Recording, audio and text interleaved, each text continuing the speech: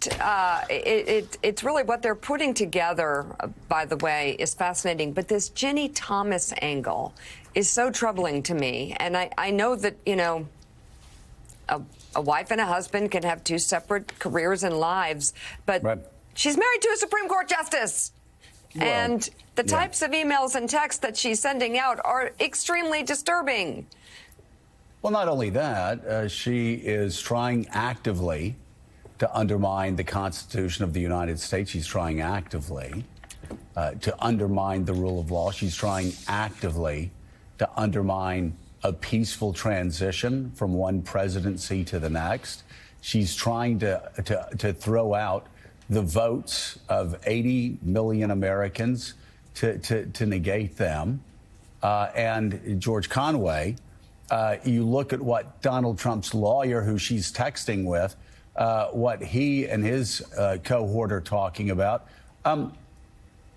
There's a tidy little definition for it. It's called fascism. I mean, you could call it mob rule, but this is just pure 100% proof fascism, where you have Trump's lawyer going, you know, we may not win on the merits. Another guy going, yeah, but with the mob rule, if there's enough chaos, if the justices are intimidated, even though we don't have the law on our side, maybe we can intimidate them through force and violence to rule our way.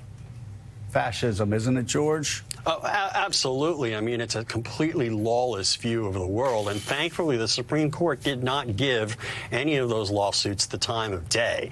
I hope to heaven's sake that all of this was just John Eastman blowing smoke, and that he wasn't really commenting on actual deliberations before the court, because it didn't seem, there wasn't really any evidence presented in anything that the court decided that there was any serious controversy at the court about the meritlessness of the various cases that Trump lost up there.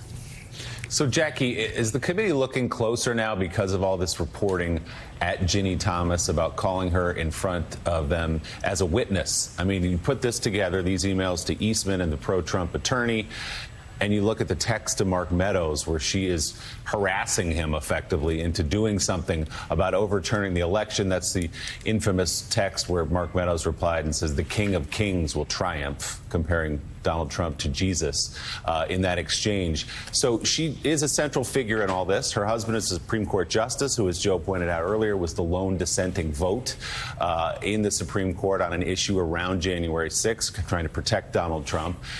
Is she a central figure in the eyes of this committee? I think that the committee is getting there with her.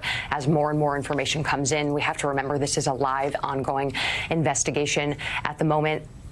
Our reporting does not show that the committee is considering necessarily calling her in as a witness, but that because of these emails that have recently been delivered to the committee by John Eastman because of a ruling by a federal court judge, David Carter, that happened just last week, that the scope of her involvement in these efforts to overturn the results of the election is now wider than previously known. And what's under discussion is at least using a part of a hearing to focus on her involvement. I have to give credit to my colleague, Emma Brown, who has been all over this story for months now. She is the person at the Washington Post who initially broke the stories of the emails Ginny Thomas was sending to state legislatures that were essentially advocating for the legal theory that John Eastman was putting forth.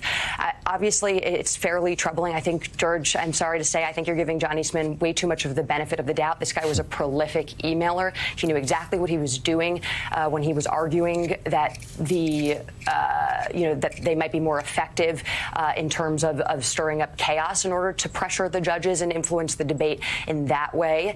I think we're going to find out much more. But on the other side of this, I think what we're going to hear from Judge Ludig today about John Eastman that is as equally problematic is this idea that the election nullification theory, the theory that John Eastman was propagating, that state legislatures could essentially pick an alternative slate of electors and choose who won the election, send that to Congress, that is actually picking up steam in conservative circles. And I think Ludig is going to do a job of basically methodically, systemically cutting through that and saying why it's unconstitutional. Yeah,